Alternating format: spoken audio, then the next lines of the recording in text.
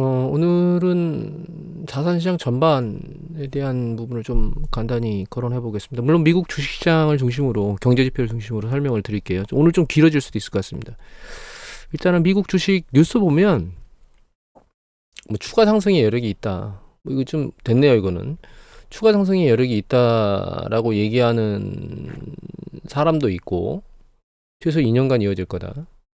반대로 급락할 거다라고 하는 60% 폭락 가능성 뭐 이런 얘기들을 하는 사람들도 있고요. 그래서 이런 얘기들이 혼재되고 있는데 과연 시장이 어떻게 될지에 대한 부분은 사실 나름대로 판단해야 되겠죠.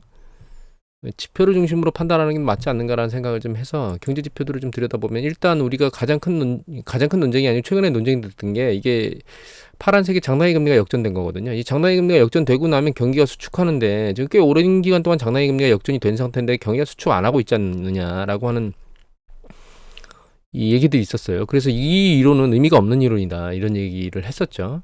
근데 실제로 장단기 금리가 역전된 뒤에 얘가 정상화되는 과정에서 이게 경기가 수축하게 돼 있어요. 장단기 금리가 역전된 상태하에서 경기가 수축했던 케이스가 없습니다. 얘가 정상화되는 과정에서 경기가 수축하는데 정상화되는 과정은 여기 보시면 이제 빨간 거가 기준금리고요. 이게 파란 게 3개월 국채거든요. 이 두 가지가 거의 비슷한 수준으로 움직입니다. 사실 붙어서 움직여요. 완전히 100%는 아니지만. 그 다음에 이제 보라색이 10년 국채 수익률인데 여기 잘 보시면 10년 국채 수익률 밑으로 단기 금리가 내려오면서 장단기 금리가 역전됐던 게 정상화되거든요. 그런데 단기 금리 3개월 국채 수익률은 이 기준금리와 상관계가 높기 때문에 3개월 국채 수익률이 내려오려면 기준금리가 내려와야 돼요. 그러니까 아직까지 우리가 지금 미국은 기준금리를 안 내리고 있잖아요. 그 안 내리고 있는 과정에 있기 때문에 장단기 금리가 역전됐던 게 플러스로 터닝을 안 하고 있는 겁니다. 정상화가 안 되는 거예요. 그러니까 이 장단기 금리가 역전된 이후에 경기가 수축한다고 하는 이론은 이게 잘못된 게 아니고 아직 진행 중이라고 이해를 하셔야 됩니다.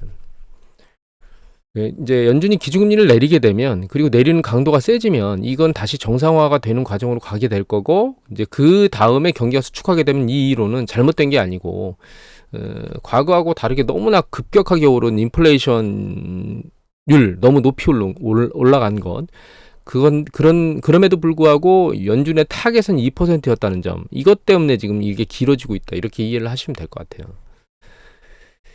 다음으로 알아야 될 게 이제 실업률인데요. 고용과 관련된 거죠.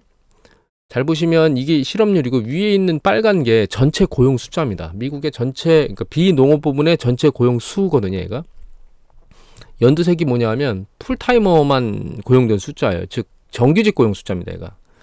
그런데 정규직 고용 숫자가 이 빨간색인 전체 고용 숫자하고 비슷하게 움직이고 그죠? 패턴은 비슷하게 움직입니다. 과거 사례를 보면 비슷하게 움직이죠. 정점을 치고 같이 내려오거나 살짝 먼저 치는 경우도 있긴 하고 얘는 이제 늘어나는 강도가 살짝 줄었는데 올라가다가 그냥 멈추죠. 그리고 내려오죠. 그리고 얘가 이 강도가 주는 이런 패턴들을 보면 이 실업률이 올라가요. 올라가면서 강도가 줄거든요. 이 올라가는 강도가. 그리고 일정 부분 실업률이 올라가면 그때 붕괴돼서 내려옵니다. 그래서 3개월 이동평균선의 실업률이 0.5%를 올라가면 경기가 수축한다고 하는 이유는 0.5% 올라간다는 얘기는 실업률이 올라간다는 얘기잖아요. 추세적으로.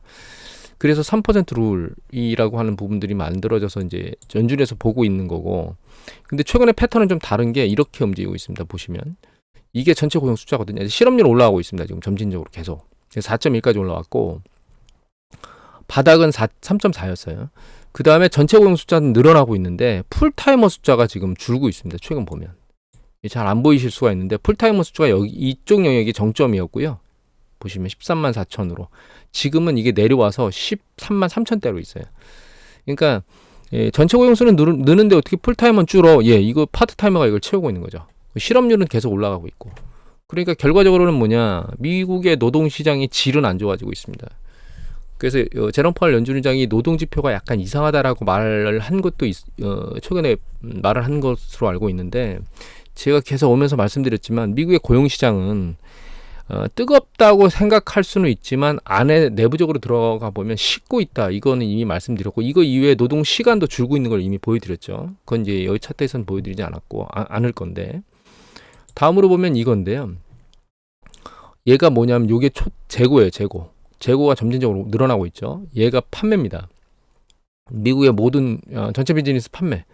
얘는 지금 줄었다 늘었다를 반복하고 있는데 패턴이 약간 강도가 세다라고 느끼기엔 좀 애매모호한 상태고요. 얘가 주문입니다. 이거 제조업 전체 주문이거든요. 신규 주문인데 얘도 보시면 추세적으로는 얘가 반등하고는 있지만 내려가는 것 같은 느낌인데 여기 보시면 얘가 소비자 제품이에요. 컨슈머 구스. 이 신규 주문인데 보시면 내려왔다가 얘는 올라가는 패턴을 보이죠. 보라색입니다. 이거 올라가는 패턴을 보이죠.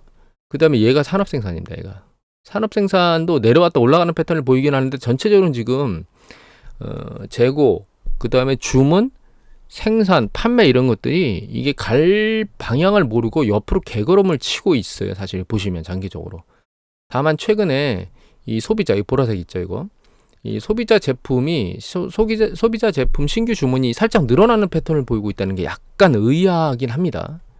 이 의아한 이유는 이제 뒤에 PC나 이런 것들을 보면서 말씀드릴 건데 여기 보시면 이 빨간 거하고 녹색 있죠. 요게 그 미국의 가계 소비 지출이에요. PC라고 말하는. 근데 빨간 거는 리얼이고요. 실질, 물가를 반영한 거고 이 녹색이 물가를 반영하지 않은 거거든요. 그리고 요 패턴이 줄더라도 약간 그러니까 이거 보면 리얼이 힘이 빠져 있는데도 불구하고 여기 보면 소비자 제품의 주문은 늘어날 수 있습니다. 그러다가 뒤에서 이제 대응이 계속 빠지기 시작하니까 밑으로 내려왔죠. 그래서 실질 중심으로 놓고 보면 실질이 빠져도 얘는 늘어날 수 있다라고 하는 부분은 일단 우리가 이해를 하면 될 것 같고 최근 패턴을 보면 자, 요게 실질 지출이거든요. 요게 명목 지출입니다. 실질 지출도 명목 지출도 추세적으로는 정점을 치고 내려가는 거 아니야? 라고 하는 생각을 우리가 할 수가 있어요. 그런데 주문은 바닥을 찍고 올라가는 패턴처럼 보이잖아요. 이 상황은 더 봐야 되겠지만 이게 근데 앞에서 말씀드렸지만 이 주문은 더 올라갈 수도 있습니다. 얘가 빠진 뒤에 그러니까 뒤늦게 반응할 수가 있다는 거죠. 그래서 PC가 가계 소비 지출이 이게 강도가 지금 줄고 있는 거 아닌가 올해 들어서 작년 연말까지 쭉 추세적으로 올라오고 있다가 올해 들어서 약간 강도가 빠지는 거 아니야 이런 생각을 지금 하고 있고요. 그 다음에 이 실질 소매 판매하고 또 중심으로 우리가 봐야 되는 게 실질 PC하고 가계 소비 개인 소비 지출하고 실질 소매 판매하고 또 패턴이 좀 비슷하거든요. 보시면 이렇게. 근데 실질 소매 판매 같은 경우에는 이게 서비로 하는 거기 때문에 PC는 좀 더 광범위한 영역에서 데이터를 뽑는 거거든요. 그래서 확실한 거는 이 실질 PC를 보는 게 맞지만 패턴은 이 실질 소매 판매하고 패턴이 일정 부분 비슷하게 움직이는 게 있거든요. 근데 최근 패턴을 보면 약간 다르게 움직이고 있었습니다. 여기 보시면 실질 소매 판매는 2022년 이후에 추세적으로 계속 내려오고 있다가 살짝 들리는 모습을 보였거든요. 작년 하반기 약간 전에 3분기쯤에. 그런데 실질 개인 소비 지출은 추세적으로 계속 올라오고 있었어요. 그러니까 약간 방향성이 다르게 움직이고 있었죠. 그런데 최근에는 이 패턴이 비슷한 방향으로 움직이고 있는 거 아니에요. 내려오고 있죠. 얘도 내려오고 있고 이렇게 지금 보이고 있고요. 그 다음에 우리가 뭔가 실질 소매 판매를 하려면, 그러니까 뭔가 써대려면, 자, 이거는 금액 자체를 보여드린 거고요. 얘는 전년 동기 대비 증감률을 보여드리는 겁니다. 그래서 빨간 거하고 연두색이 있는데, 이 빨간 거는 미국의 개인 가처분 소득인데 물가를 반영한 거고요. 파란 거는 가처분 소득인데 물가를 반영하지 않은 것의 전년 동기 대비 증감률이에요. 그런데 여기 너무 높이 올라온 거를 지우고 이렇게 보면, 자, 이 실질 가처분 소득이 줄면 파란색에 실질 소매 판매, 요게 약간 패턴이 아랫방향으로 내려가는 패턴, 물론 반대 방향으로 이렇게 움직일 수도 있습니다. 그런데 추세적으로 이렇게 계속 빠지면, 소득 부분이 전년 동기 대비가 빠지면 이렇게 쭉 판매도 빠질 수 있는 개념을 가지고 있다는 걸 일단 먼저 이해를 해볼까요? 물론 빠짐에도 불구하고 늘어날 수 있다라고 하는 것은 그럴 가능성도 존재한다라고 하는 거 감안해서 보죠. 그래서 여기 보시면 이게 실질 소매 판매가 파란색이거든요. 얘가 보면 추세적으로 내려오고 있잖아요. 올라왔다가 바닥 치고 전년 동기 대비 증감률이 늘어오다 내려오고 있는데 여기 보시면 실질 소득이 어떻게 되고 있냐면 일정 부분 올라왔다 빨간 겁니다. 그러다 옆으로 좀 기는 것 같더니 밑으로 빠지고 있죠 지금. 그래서 실질 개인 가처분 소득의 증가율이 전년 동기 대비 증감률이 상대적으로 지금 약간 약화돼 있는 상황이기 때문에 실질 소매 판매도 결과적으로는 전년 동기 대비해서는 감소하는 패턴으로 움직이는 거 아니야? 라고 생각해 본다면 앞으로 넘어가서 실질 소매 판매하고 실질 PC가 최근 힘을 잃고 있는데 앞으로도 이게 힘을 잃어갈 수도 있겠네라는 생각을 해봐야 됩니다. 다만 여기 보면 실질 가처분 소득이 계속 내려오다가 계속 내려오다가 전년 동기 대비 살짝 들렸거든요. 살짝 들렸기 때문에 요거는 추세를 모니터링 해봐야 되긴 하겠지만 전체적인 패턴은 추세적으로 내려오고 있기 때문에 이게 방향을 터닝해서 올라간다기보다는 부분적으로 들린 거 아니야? 라는 생각을 지금 하고 있긴 합니다. 그런데 이제 이게 앞에 있는 고용지표와 우리가 혼합해서 보면 고용의 질이 안 좋아지고 있잖아요. 이거는 모든 고용된 숫자의 전체 금액을 말하는 거기 때문에 앞에 고용의 질이 안 좋아지기 시작하면 이 실업률이나 이런 것들이 더 올라가기 시작하면 이 부분이 그러면 그리고 이 풀타이머가 아니고 파트타이머 쪽에서 계속 고용을 꿰차기 시작하면 결과적으로는 이 소득 부분이 나중에 안 좋아지는 패턴으로 움직일 거기 때문에 그러면 그러니까 미국의 가계 지출 부분도 분명히 영향을 받을 거다 이렇게 현재는 생각을 하고 있습니다. 자, 다음으로 볼 게 이건데요. 그러면 속도는 빠를 거냐? 그렇진 않을 거라고 봅니다. 이게 파란색이 뭐냐면 이게 우리가 일반적으로 말하는 DSR이에요. 개인의 그 부채 원리금 상환 금액을 가처분 소득이 몇 %나 포함되느냐라고 하는 부분이거든요. 근데 얘가 DSR이 과거보다 상당히 낮은 수준에 있어요. 그래서 그렇게 큰 금액은 아니고 여기 빨간 거 보면 여기 이거는 모기지 관련된 대출만 따져서 DSR을 보는 거거든요. 이것도 역시 역대적으로 낮은 수준에 있는데 여기 보시면 이거는 개인 소비 지출, 모기지 뺀 소비 지출만 신용 대출인 거죠. 모기지 빼고. 그것과 관련된 그 DSR만 보는 건데 특이하게도 전체하고 빨간 그 모기지 관련된 DSR은 낮은 수준인데 이 신용대출은 낮은 수준이 아니고 중간 수준에 있거든요. 이건 예전에 말씀드렸는데 이 신용대출 안에는 그 모기지 대출을 받고 신용대출을 받는 사람하고 모기지를 안 받고 신용대출을 받는 사람이 있을 거예요. 근데 모기지를 받는 사람 같은 경우는 일정 부분 집을 사서 원리금을 상환할 수 있는 능력이 있는 사람이기 때문에 결과적으로는 소득 수준이 일정 부분 된다는 사람이라고 봐야 되거든요. 근데 그런 사람이 모기지 대출이 저렇게 낮다는 얘기는 이 신용대출과 관련된 DSR도 낮아야 돼요. 그러면 모기지를 받지 않고 신용대출을 받은 사람은 모기지를 받고 신용대출을 받은 사람하고 중간값이 저기에 있으니까 모기지 대출 받지 않은 사람은 저보다 높이 있어야 됩니다. 즉 이건 무슨 얘기냐면 이미 예전에도 말씀드렸지만 미국의 가계는 양극화되어 있어요 지금. 그래서 집을 구매해서 살 정도가 되지 않는 사람들은 한계점에 몰려있는 사람들이 존재한다는 겁니다.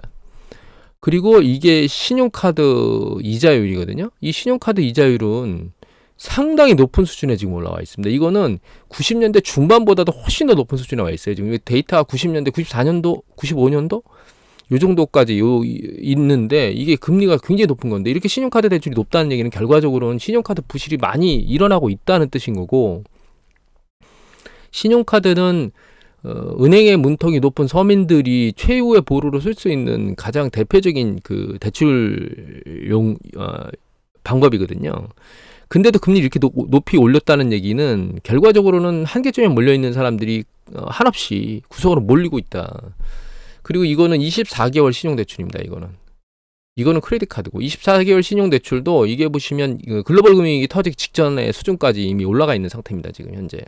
그러니까 미국 가계는 양분화돼 있어서 한쪽에서 계속 쓰러지는 사람들이 발생하고 있고 괜찮은 사람들은 여유를 가지고 괜찮게 움직이고 있기 때문에 한꺼번에 급격하게 쫙 붕괴되는 패턴은 있겠느냐 가계 측면에서 보면 그렇진 않겠지만 점진적으로 계속 붕괴 과정은 일으키게 될 거다.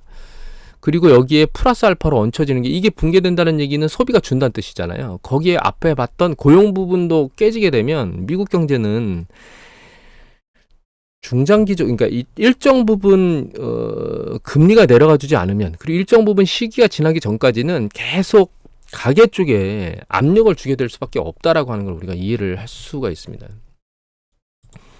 다음에 이건데요. 이게 이제 미국의 대출 기준입니다. 대출 기준이 이게 급격해 이게 이 제로라인 위로 올라가면 대출을 강화한 기관들이 많은 거거든요. 그런데 이 대출을 강화가 급격히 됐다가 최근은 약간 완화되는 패턴을 보였었어요. 이때가 이제 2022년도 이후에 주가가 막 깨지면서 금리가 막 미친 듯이 올라가고 인플레이션 압력이 작동하면서 경기 수축에 대한 위험성이 커지면서 대출 기준을 쭉 세게 강화를 했었거든요. 최근에 들어서 그 강화 강도가 줄었다는 얘기는 대출 기준을 완화했다는 뜻이 아니고요. 강화한 숫자가 줄었다는 뜻입니다. 그렇게 이해를 하셔야 돼요. 이게 밑으로 내려오면 강화가 완화로 바뀌었다는 뜻이 아닌 거고 강화되는 기관의 숫자가 줄었다는 뜻입니다. 완화한 게 아니고. 최근에 보면 내려오다가 멈춘 상태예요. 아직도 조금씩 약간 강화 숫자가 주는 건 이게 그 신용대출, 소비자 신용대출 중에 크레딧 카드하고 오토론을 뺀 거는 그나마 조금 강화되는 기간의 수가 조금 더 약간씩 줄고 있긴 하지만 아직도 기준을 강화하는 쪽에 다 있어요. 이게. 그러면 기준을 강화하는데 수요는 어떠냐? 여기 보시면 이게 수요거든요. 이게 제로라인 밑에 있다는 얘기는 수요가 줄어들었다는 뜻입니다. 위에 있으면 늘어난다는 뜻인 거고. 전부 다 수요가 쭉 줄었다가 쭉 늘어서 붙은 것도 있었어요. 이 붙은 게 뭐냐면 요 보라색이 내렸다가 다시 거의 중앙점으로 붙었잖아요. 수요와 수요의 위축과 확대가 판단하기 어려운 중앙점으로 붙었는데 얘가 크레딧 카드입니다. 이 크레딧 카드인데 이 크레딧 카드가 아까 금리가 미친 듯이 올라갔잖아요. 좀 전에 봤던 거. 이게 이렇게. 신용카드 금리가 미친 듯이 올라갔죠. 이 미친 듯이 올라가니까 결과적으로 이 수요가 위로 붙었다가 다시 내려오고 있습니다. 그러니까 수요가 주는 거죠, 지금 현재. 금리가 너무 높으니까. 그리고 최근 수요가 내려왔다가 이게 주는 게 올라가면 느는 게 아니에요. 주는 강도가 약간 줄었다는 뜻입니다. 그렇기 때문에 이걸 정리해 보면 대출을 해주겠다는 은행 입장에서도 기준을 쥐어짜고 있는 패턴이고요. 아직까지는. 이걸 갖다 쓰겠다고 하는 가계와 기업들의 움직임들도 지금 열렬히 수요를 창출해서 내가 갖다 쓸래요라고 하는 사람들이 없다는 뜻이에요. 이렇게 움직이니까 가계대출만 보겠습니다. 이게 가계대출의 모든 것들을 다 포함한 거거든요. 그거의 전년 동기 대비 증감률이에요. 보면 추세적으로 내려오고 있죠, 얘가. 물론 최근에 보면 살짝 들렸습니다. 전년 동기 대비 증감률이 내려오다 들렸거든요. 근데 이게 추세적으로 계속 올라가겠느냐? 저는 개인적으로는 이게 살짝 내려온 강도에 의해서 살짝 멈춘 거지 올라갈 거라고는 보이지는 않고 있습니다. 강도가. 그러니까 은행에서 빚을 내서 뭔가 액션을 하는 것도 계속 쪼그라들고 있는 거예요. 이게. 그러면 고용도 쪼그라들려고 하는 패턴의 직전에 있는 것 같고 소득도 쪼그라들고 있죠. 그리고 DSR이나 이런 것들의 상황으로 놓고 보면 한계점에 몰린 애들이 지금 어려운 과정을 계속 가고 있는 것 같고 금리도 상당히 높은 수준에서 아직 유지되고 있고 이런 종합적인 걸 다 보면 미국의 가계지표 GDP의 70%를 차지하는 가계 소비 지출이 과연 지금처럼 탄탄히 버틸 수 있겠느냐라고 하는 부분을 한 번쯤은 생각을 해봐야 됩니다. 그리고 그거 이외에 하나 더 보여드리면 이거는 어디냐면 뱅크럽시 워치닷컴이라고 하는 사이트에 나오는 거거든요. 이게 주간 파산 숫자예요. 점선이 2022년도고요. 이게 2023년도고 이게 올해입니다. 그러니까 매월 그 이전 작년 그 주간보다 더 높은 숫자가 계속 파산하고 있어요. 이거는 개인 파산, 기업 파산 모두 합한 수치거든요. 개인 파산이 일어났다는 얘기는 뭔가 소비 지출이 어려워졌다는 걸 의미하는 거고 기업 파산이 일어난다는 뜻은 실업이 양산된다는 뜻이잖아요. 그 궤도가 작년보다 계속 높은 패턴을 이렇게 움직이고 있다는 얘기는 앞으로도 계속 고용시장이나 가계가 안 좋아지고 있는 패턴들을 유지하고 있다는 뜻인 겁니다. 이게 사실은. 그래서 종합적으로 보면 미국 경제가 정말 좋냐? 저는 정말 좋다고 생각을 할 수는 있어요. 그럼 앞으로도 정말 좋을 거냐? 그럴 가능성은 상대적으로 낮다고 보고 있습니다. 개인적으로. 그리고 이런 실제로 현재 나타나고 있는 현상 이외에 또 다른 걸 좀 검토해 보면 이건 매크로 마이크로 데이터입니다. 이게 글로벌 PMI 지수, 제조업 PMI 지수예요. 여기 보시면 미국이 ISM 제조업 지수가 3월 달에 쭉 밑에 바닥에 있다가 3월 달에 50.3으로 붙는 것 같더니 다시 밑으로 빠지고 있습니다. 얘가. 그거는 유럽도 마찬가지예요. 유럽이 올라오는 것 같더니 5월 달에 다시 밑으로 내려왔죠. 그 다음에 중국 같은 경우 보면 중국도 3월, 4월에 50대로 붙었다가 다시 밑으로 빠지고 있습니다. 49.5로. 그러니까 가장 영향이 큰 세 개만 지금 본 거죠. 그 다음에 이게 서비스업 제조, 이게 서비스업 PMI 지수입니다. 이것도 매크로 마이크로 데이터입니다. 여기 보시면 미국이 뚝 떨어져서 사람을 놀라게 했다가 급등하더니 다시 밑으로 더 빠졌어요. 이게 5월부터 4월부터 더 빠졌거든요. 서비스업 제조업 PMI가. 유럽 같은 경우에도 53.3으로 4월 달에 가장 높다가 50.8로 밑으로 떨어지고 있습니다. 정말 특이한 건 올림픽을 프랑스가 서비스업 제조업 지수가 이게 수축 국면에서 깔딱깔딱 하고 있어요. 이거 굉장히 특이합니다. 일단 그리고 중국이죠. 중국 보면 여기 보시면 이게 3월 달에 정점을 치고 힘을 계속 잃어가고 있어요. 그러니까 세계의 큰 영역 중에서 그나마 확장 국면에 있는 게 중국하고 유럽인데 유럽이나 중국은 사실 힘이 굉장히 미력한 상황이고요. 유럽 같은 경우가 그나마 난데 강도는 줄고 있습니다. 미국은 수축, 확장 수축으로 막 반복되는 걸 놓고 보면 미국 서비스업 지수의 PMI 지수는 그러니까 심리 지수는 그렇게 좋은 편은 아니라고 보입니다. 이 기업 심리 지수 말고 이 좀 특이한 건 이게 자영업자 심리 지수거든요. 미국에.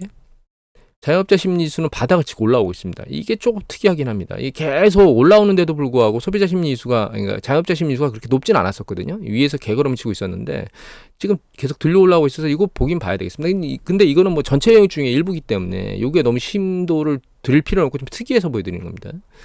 그 다음에 이게 서비스업 미시건 심리 지수 현재 상황입니다. 심리 지수가 계속 밑으로 내려오고 있죠. 얘가 미래에 대한 기대치예요. 기대치가 살짝 들리는 것 같더니 밑으로 빠졌습니다. 다시. 얘가 컨퍼런스 보드 심리 지수입니다. 얘가 컨퍼런스 보드 데이터인데 여기 밑에 보시면 살짝 내려왔고 이건 종합이고요. 이게 현재 상황입니다. 살짝 들리는 것 같은데 이거 보면 이게 미래 상황이거든요. 내려오고 있죠. 현재 상황은 옆으로 개걸음을 치고 있는 패턴이지만 미래 상황은 여기서부터 밑으로 내려오고 있습니다. 추세가. 그러니까 지금 기업의 심리 지수하고 소비자의 심리 지수가 그렇게 좋은 편이 아니에요. 미국이. 그럼 앞에 봤던 거는 실제로 뭔가 현상이 일어난 데이터, 현상 데이터들을 본 거고 이거는 심리지수를 본 거잖아요. 현상 데이터가 안 좋아도 심리지수가 굉장히 강력하면 향후에 그 현상 데이터를 밀어 올릴 수 있을 건데 심리 지표도 안 좋은 걸로 봐서는 제가 보기에는 앞으로 나오는 지표들이 그렇게 좋지는 않겠다. 여기까지 나온 지표를 보면 이렇게 이해를 하고 있습니다. 그리고 이런 상황에서 이제 그러니까 연준의 태도를 좀 보면 이게 나스닥이고 이게 기준금리고 이게 전체 그 연준의 자산 규모거든요. 이게 QE를 진행되면서 쭉 내려오고 기준금리를 쭉 올렸다가 어느 순간에 이게 쭉 금리를 내리고 다시 여기서 QT에서 QE로 바뀌었거든요. 양적 완화로. 긴축에서 완화로 바뀌었는데 이 사이에 주가가 조정을 받고 다시 튀는 상황을 보였거든요. 지금은 연준이 기준금리 입장에서 놓고 보면 멈춰 있는 상황이고 그 자산 규모로 놓고 보면 지금 QT를 계속 때리고 있어요. 보유 자산 규모는 계속 줄이면서 시장에 있는 그 자금을 당기는 액션을 하는 거죠. 그런데 전체적으로 보는 QE는 이거는 뭐 연준만 하는 거고 전체적으로 보는 QE는 요거거든요. 파란색. 이게 연준의 자산 규모하고요. 그 다음에 TJ 미국의 재무부 계좌하고 그 다음에 ORRP라고 해서 역 RP를 하는 거를 종합한 그 현재 유동성이거든요. 그 유동성은 지금 옆으로 횡보를 하고 있습니다. 위아래로 움직이는 게 아니고 이게 총 자산을 줄이고 있지만 이 자체는 TJ하고 RRP 때문에 옆으로 약간 기고 있는 모습을 보이고 있거든요. 이 주식시장은 추세적으로는 지금 연준이 이걸 끄집어 내려도 QT를 하고 있어도 계속 방향성을 타고 올라가고 있고 이게 과거하고 다른 점은 우리가 한 번쯤 생각해 봐야 될 게 이게 미리 깨졌다는 거예요. 미리 깨졌어요. 그러니까 이게 타고 올라가다가 지금 시점에 조정받고 이런 액션들을 취해야 되는데 이게 미리 한번 깨졌던 거를 만회하고 다시 사이클을 타고 있는 거거든요. 추가 사이클을. 이 사이클을 AI가 유도하고 있는 겁니다. 지금 사이클을. 그러니까 과거와 패턴이 달라요. 그런데 우리가 이제 고민해 봐야 될 건 주식시장이 그러면 이 상황에서 어떻게 움직일 거냐라고 하는 부분을 우리가 고민을 해봐야 되겠죠. 더 올라갈 수 있겠느냐? 예, 불가능한 건 아닙니다. 요거는 야데니 리서치에 나오는 데이터입니다. 미국의 US MSCI의 펍의 수, 블루 엔젤이라고 하는 요거의 펍의 수를 보여주는 건데 지금 펍의 수가 여기까지 올라왔거든요. 이 펍의 수가 지금 얼마인가? 잠깐만요. 밑에 나오나? 숫자로 안 나오네요. 일단 제가 보기에는 차트상으로 보기에는 약 한 2배 정도 되지 않을까? 이 과거 25배까지 올라간 적이 있습니다. 언제? IT 버블 붕괴 직전에. 그러니까 이게 더 올라갈 수 있겠느냐? 예, 올라갈지도 모릅니다. 중요한 건 올라갈 수도 있어요. 이 나스닥이 뭐 S&P 500 지수나. 근데 문제는 얘가 언제 깨질지는 아무도 몰라요. 언제 깨질지는 아무도 모른다는 거죠. 그러면 내가 이걸 끝자락까지 잘 타고 내리겠다라고 하는 사람은 그렇게 반응을 하면 되는 거고 그게 아니고 긴 흐름에서 사실 경기는 확장과 수축을 반복하잖아요.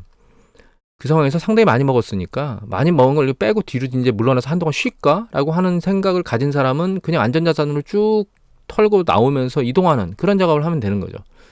그래서 지금 앞에서 봤던 2년간은 더 오를 거다라고 말하는 전문가의 의견은 저는 절대적으로 부정합니다. 왜냐하면 경제 시스템이 예전에도 말씀드린 적이 있지만 경기 사이클은 계속 반복돼서 움직이거든요. 그 반복돼서 움직이는 과정 중에 팽창하고 수축하는 게 있는 거예요. 그 팽창이 기본적으로 제품과 서비스 팽창이 만들어지고 그 과정 중에 고용 팽창이 만들어지거든요. 그게 사이클을 타면서 신용 팽창도 만들어지고 금리를 끌어올려요. 단기 금리를. 그런데 그 팽창이 일정 부분 만들어지고 나면 더 이상 재팽창이 안 되고 어느 순간에 붕괴되거든요. 그러니까 실물 경제에 말씀드린 이 네 가지 영역이 팽창하는 과정 중에 그게 거기 팽창에 얹혀서 팽창하는 게 주식이에요. 그런데 앞단에서 놓고 보면 그 팽창이 일정 부분 늘어나질 않고 있는 상황에서 지금 주가가 혼자 난리를 치고 있는 거거든요. 앞으로 2년 동안 얘가 계속 난리를 치고 올라가려면 제품과 서비스나 고용 팽창이 유지가 돼야 됩니다. 근데 과연 그게 가능하겠느냐라고 하는 부분에 대해서는 저는 개인적으로 굉장히 부정적으로 보고 있고, 그래서 주가가 지금 더 올라가느냐 마느냐, 올해 내내 더 올라갈 수 있겠느냐 없겠느냐 이런 논지를 하는 건 저는 사실은 의미가 없다고 보고 있습니다. 올라가더라도 여기서 조정을 받고 올라갈지, 올라갔다가 세차게 조정받으면서 전고점을 더 이상 올라가지 못하고 밑으로 밀려 내려갈지는 그때마다 상황이 다 다를 거예요.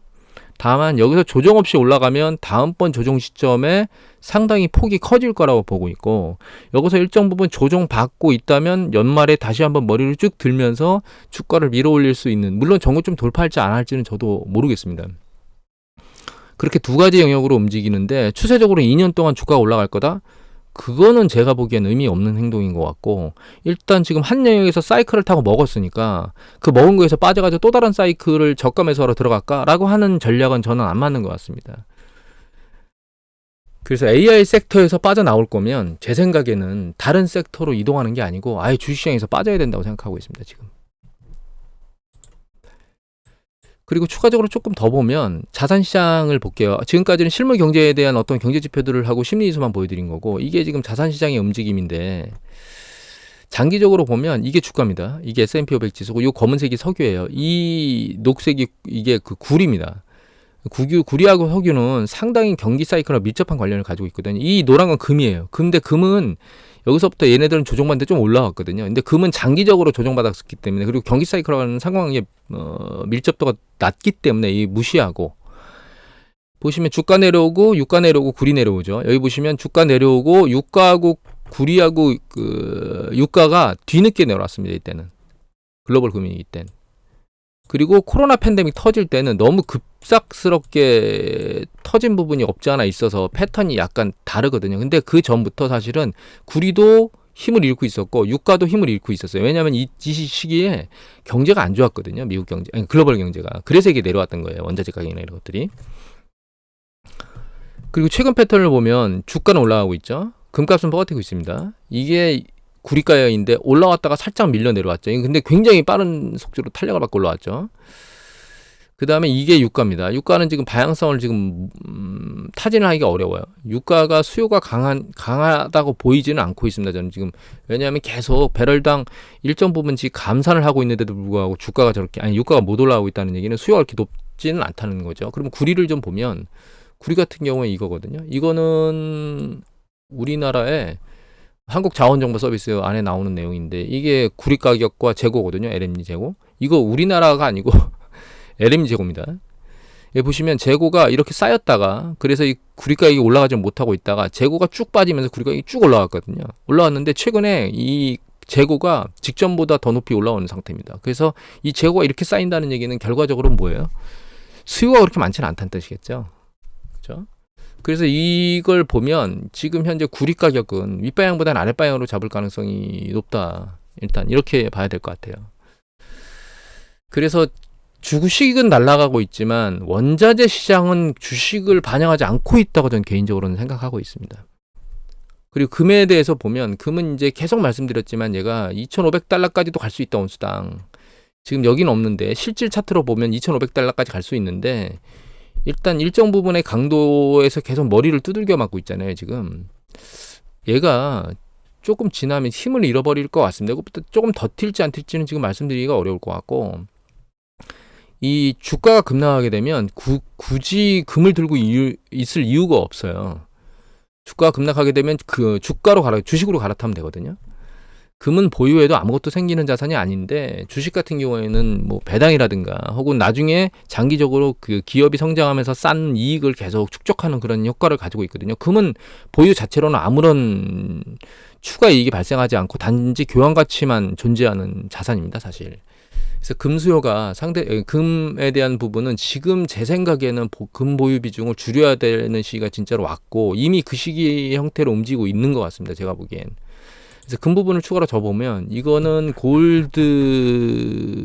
월드 골드 카운슬 요거에 관련된 데이터 사이트에 나오고, URL로는 gold.org에 나오는 겁니다, 얘가.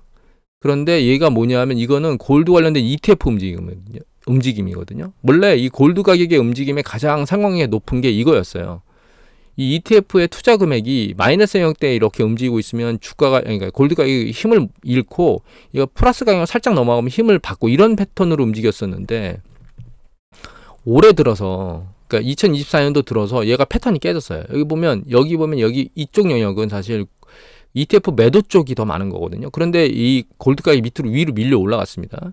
그리고 지금은 더 올라가지를 못하고 옆으로 지금 기고 있는 상황을 보이는 거거든요. 이 부분을 전체적으로 보면 이거는 한 ETF가 늘지도 줄지도 않는 패턴으로 움직이고 있거든요. 그런데 하나를 더 보면, 이거는 ETF 이외에 다른 것들까지 다 포함된 건데, 이 주얼리고 다 지워볼게요. 이렇게 얘가 골드 가격이거든요. 이거는 귀금속 만드는 패턴이에요. 귀금속 만드는 패턴은 사실 쭉 빠지는데 그 값은 올라가죠. 얘는 의미가 없습니다. 귀금속 관련된 수요는. 요게 그러니까 그 하이테크 관련된 쪽에 금 들어가는 거 있죠. 전자제품이나 이런 쪽에. 거기에 패턴을 보면 얘도 역시 마찬가지로 이 금 가격의 움직임하고 얘는 사실 패턴이 그렇게 일치하진 않은 패턴을 보이고 있어요. 투자 관련된 걸로 놓고 보면 아까 ETF 수요나 이런 것들이 상대적으로 높진 않은 패턴이거든요. 그 패턴인데 얘가 내려오질 않고 여기서 쭉 끌려 올라왔다가 옆으로 기고 있죠, 지금. 그리고 여기는 늘어나지 않았는데 얘는 쭉 다시 뻗었잖아요.